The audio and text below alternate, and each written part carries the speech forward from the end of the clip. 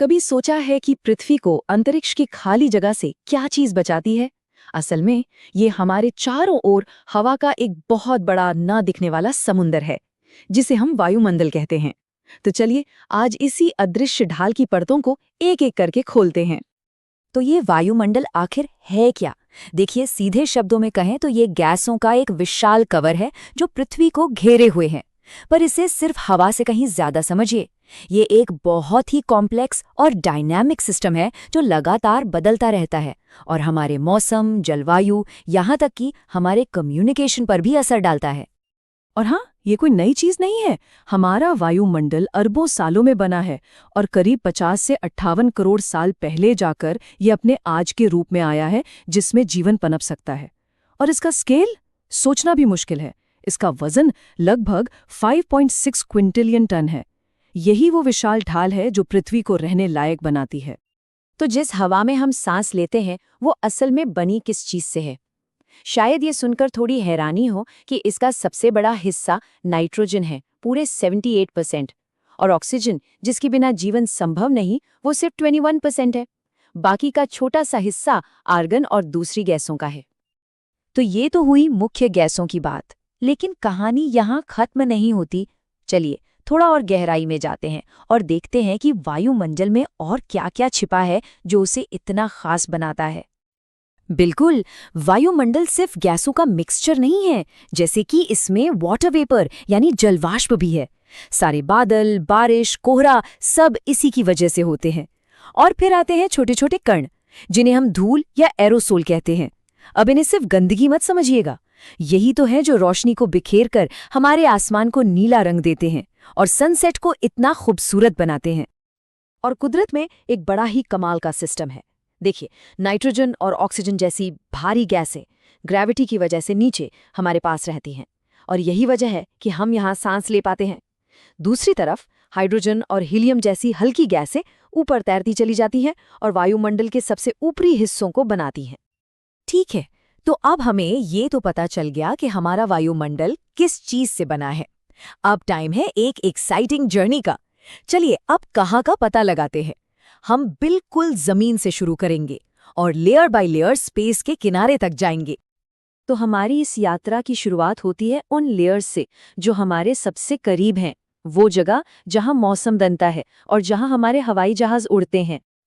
हमारी सबसे पहली लेयर है ट्रोपोस्फियर यानी क्षोभमंडल।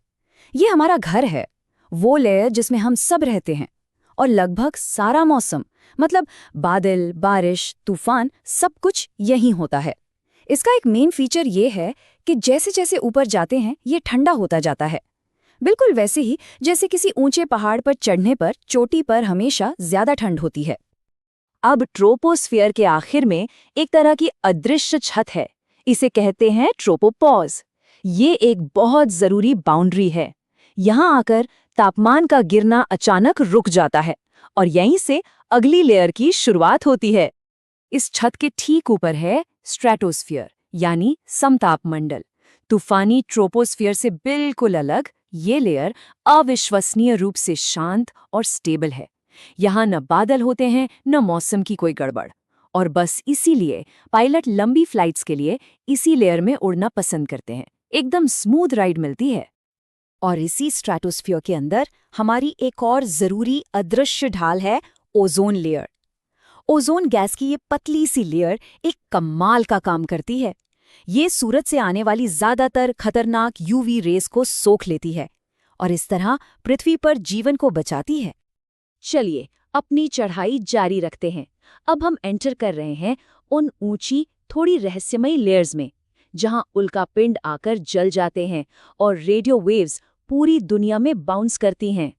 स्ट्रेटोस्फियर के ऊपर है मेसोस्फियर यानी मध्यमंडल। जैसा नाम से ही लग रहा है, ये है मिडिल स्फीयर। ये लगभग 50 से 80 किलोमीटर ऊपर तक है। यहाँ आकर ट्रेंड बिल्कुल उलट जाता है। जैसे जैसे हम और ऊपर जाते हैं, तापमान एक बार फिर तेजी से गिरने लगता है। और कितना ठंडा! सोचिए, इसके सबसे ऊपरी हिस्से में, जिसे मेसोपॉज कहते हैं, तापमान गिरकर -80 डिग्री सेल्सियस तक पहुंच जाता है। ये हमारे प्लानेट के वायुमंडल की सबसे ठंडी प्राकृतिक जगह है। इसके बाद आती है आयनोस्फीयर। यहाँ सूरज की तेज रेडिएशन गैस के पार्टिकल्स को एनर्जी से भर देती है, जिससे वो इलेक्ट्रिकली चार्ज हो जाते हैं। और ये लेयर दो कमाल की चीजों के लिए फेमस है। पहला, ध्रुवों पर दिखने वाले खूबसूरत ऑरोरा, और दूसरा, पूरी दुनिया में रेडियो वेव्स को बाउंस करा के लंबी दूरी के कम्युनिकेशन को मुमकिन बनाना। तो ये रेडियो कम्युनिकेशन काम कैसे करता है? ये काफी शानदार है। आयोनोस्फीयर की अलग अलग सब लेयर्स बड़े बड़े शीशों की तरह काम करती हैं। जैसे कि डी लेयर लंबी रेडियो वेव्स को रिफ्लेक्ट करती है, ई लेयर्स मीडियम वेव्स को, और एफ लेयर्स शॉर्ट वेव्स को। और इसी तरह ये वेव्स हजारों मील दूर तक पहुंच पाती हैं। और आखिर में हम अपनी जर्नी के फाइनल स्टॉप पर पहुंचते हैं, एक्सोस्फीयर यानी बहिर्मंडल।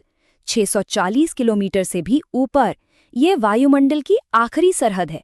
यहाँ वायुमंडल इतना पतला हो जाता है कि वो धीरे धीरे स्पेस के वैक्यूम में घुल जाता है। यहाँ पर बस सबसे हल्की गैसें हाइड्रोजन और हीलियम ही बची रहती हैं। तो हमने ज़मीन से लेकर स्पेस के किनारे तक का सफ़र तय कर लिया है, ये समझने के बाद कि हमारा आसमान सिर्फ नीला रंग नहीं बल्कि लेयर्स का एक कॉम्प्लेक्स सिस्टम है, जहां हर लेयर का अपना एक रोल है, मौसम बनाने से लेकर हमें बचाने और आपस में जोड़ने तक। सच में अब ऊपर आसमान की तरफ देखने का